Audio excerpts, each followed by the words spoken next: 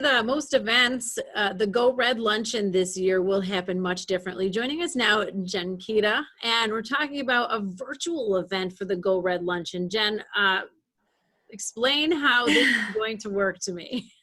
Well, obviously, the health and welfare of all of our luncheon attendees is our first concern.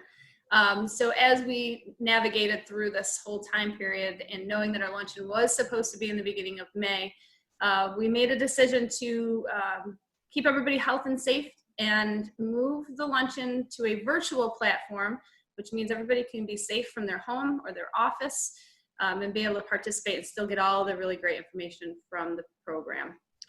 Now, this downtime for you and for the organization has been kind of a rebirth of, just finding different ways to do things and different ways to get the message out and, different ways to keep people healthy. Can you tell me a little bit about that? Yeah, well, I think the biggest issue of all of us in this quarantine is communication. We've had to reinvent how we communicate with one another, reinvent how we check on one another, and monitor our health. We often found ourselves running to the doctors or doing those things, and now people are a little, scared to do that too. So that's why we didn't postpone this. We really wanted to make sure that we got the word out. It is still the #1 killer of women, and COVID can't stop us from reaching out to those women and making sure that they take care of themselves and find healthy ways to take care of themselves. So the luncheon will help introduce a lot of those thoughts and processes to people.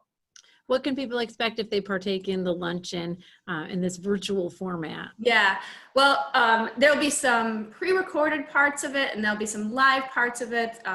We actually will have some interactive parts of it. Last year, we got everybody up and moving in the luncheon. We're gonna try to do the same thing in your living room.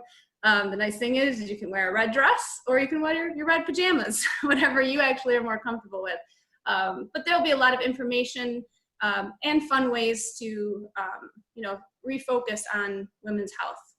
All right, and you hit on something a little bit earlier, talking about how a lot of time women will put off some of the the symptoms and the what puts you at risk of heart disease. Right. And with COVID, that is so much more important, especially because a lot of people would put off going to a hospital or going to the doctor because of COVID. So a little bit about your story and why that's so important to get to a doctor when you see any signs or symptoms. Yeah, I think the statistic is something like 30% for women are less likely to seek medical help if they're experiencing something that might be cardiovascular disease.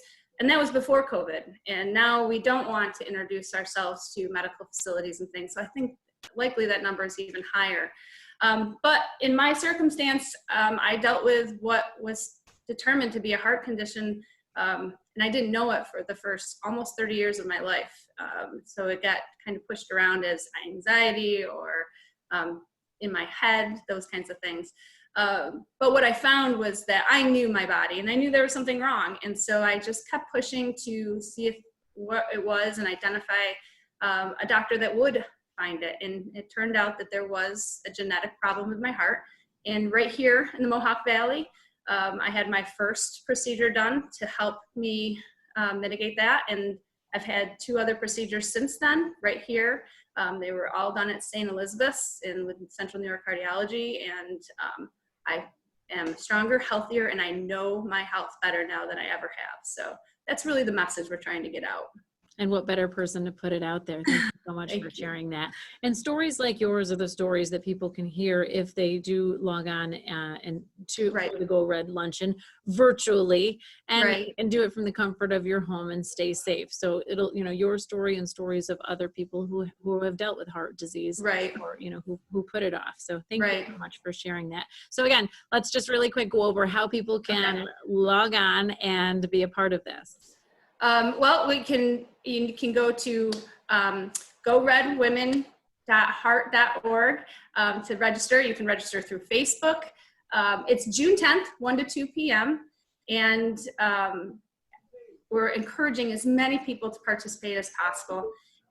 You can join and participate video-wise. You can just listen and watch the experience, and then it'll be available afterwards as well.